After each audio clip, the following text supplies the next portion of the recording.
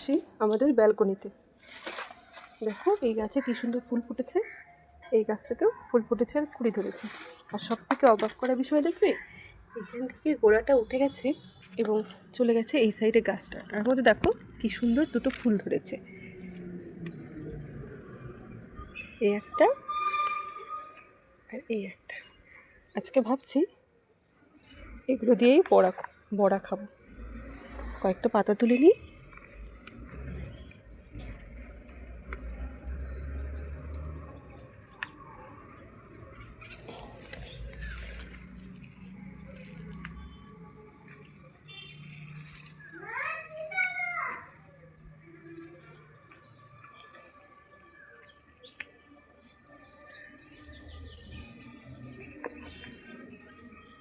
Ready আমার বড়া খাবার সামগ্রী।